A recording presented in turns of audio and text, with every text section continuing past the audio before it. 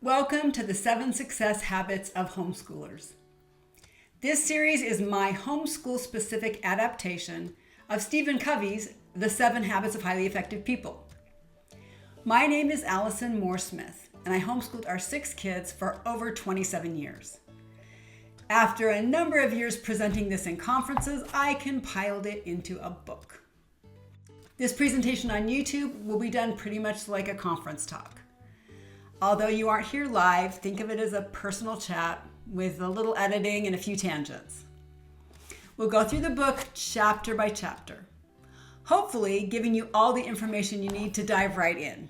If you'd prefer a more concise written form, you can grab the book on Amazon in softcover, Kindle, or you can read it for free on Kindle Unlimited.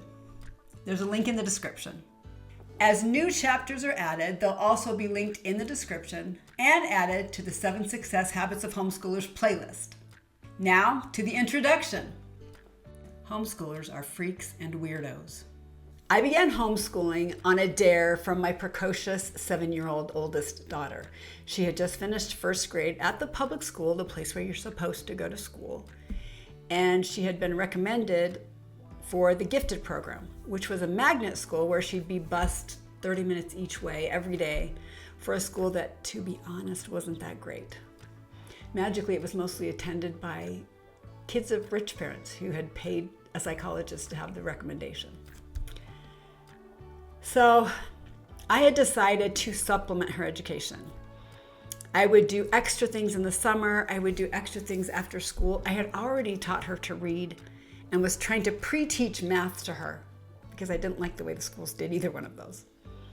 So on one of our weekly trips to the library, I was looking in the parenting section while my kids were checking out books, and I found this book about homeschooling. Now, not going to homeschool. Homeschoolers are weirdos. I knew that. All my friends knew I knew that.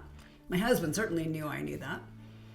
But I thought it might have some interesting information about supplementation, about teaching my child some things myself.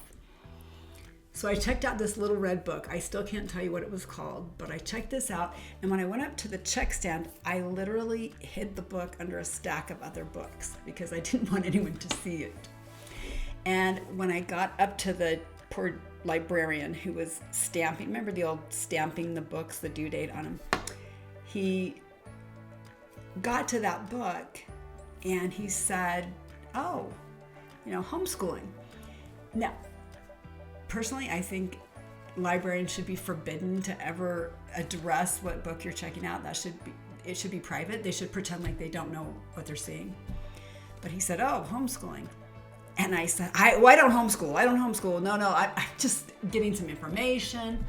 And I literally turned around to people behind me who had overheard the conversation. I was like, I don't homeschool. Don't worry. Like, I'm not a freak. Don't worry. I'm not a freak.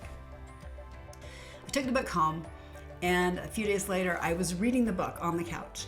And my daughter walked in and she said, what's that? And I just kind of held the cover up. Didn't say anything. And she said, homeschooling, what's that? I said, well, you go to Sandpiper Shores, like a normal person. Some people do school at their house. And she said, if you did that, I guess you'd get more than 22 minutes for lunch. I said, yeah, I guess you would. Yeah, I guess you would. Now, this was an issue to this girl. All my babies, except my youngest, are summer babies. So in the school system, they're very, very young. Her birthday is the end of July. So she barely, made the deadline. So she gets in there. She's this little tiny. She was also very quiet, reserved, teacher's pet kind of a kid. Listened, did all the work, very smart. But when she'd go to lunch, she'd always be at the back of the line.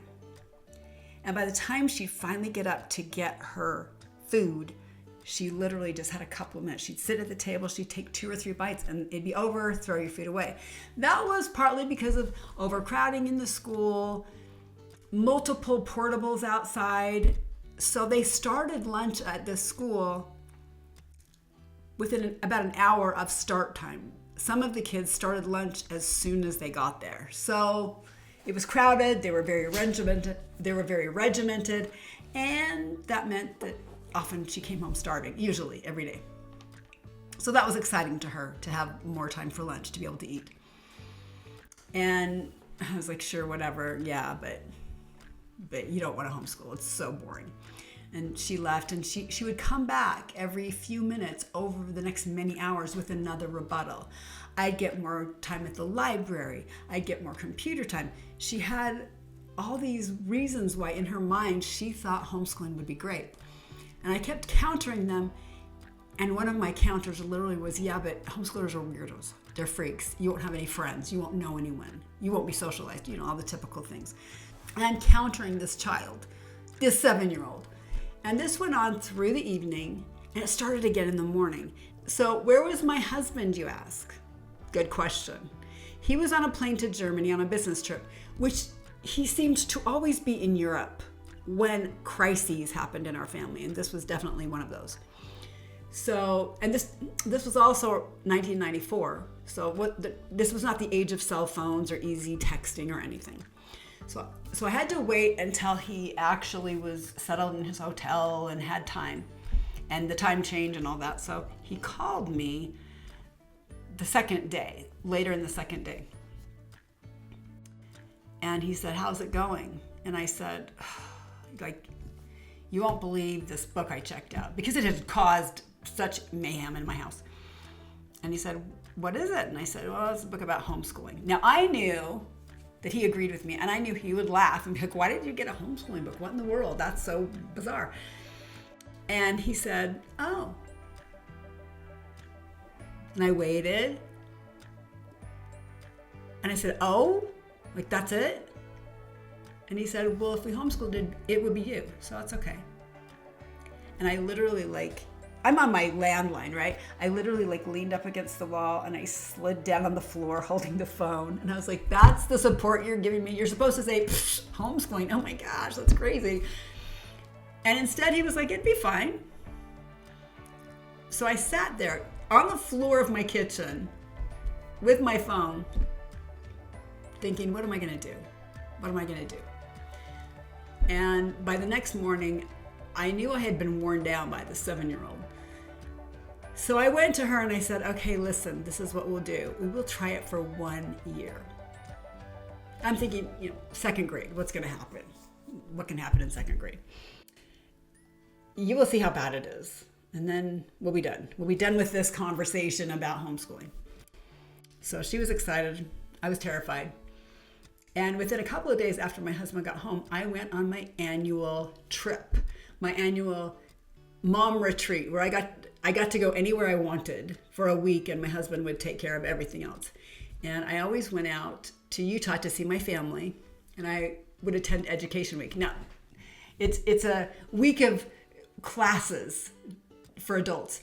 And I realized that might not be everyone else's choice. It was my choice. I loved it. So I did that for years and years. So I get on the plane and understand there's no laptop, there's no fancy things. I just have my little notebook, and I've got my pen, and I'm frantically making out a plan, because this is already August. This is now the first or second week of August. And I know school starts at the end of August in Florida. So I have to be ready to start school when I have no model and no plan, and have no idea what to do. So I just scribbled out my best plans that I could think of, so I didn't completely have a panic attack. Now, I've never had a panic attack, but just in case.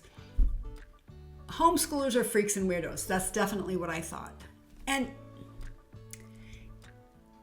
we are weird. It goes against the norm. I went to public school for my whole education. My husband went to public school his whole education, and then we both went to private universities. But we had a pretty particular model that was laid out for us. We didn't have to figure it out, and I had no idea what I was doing.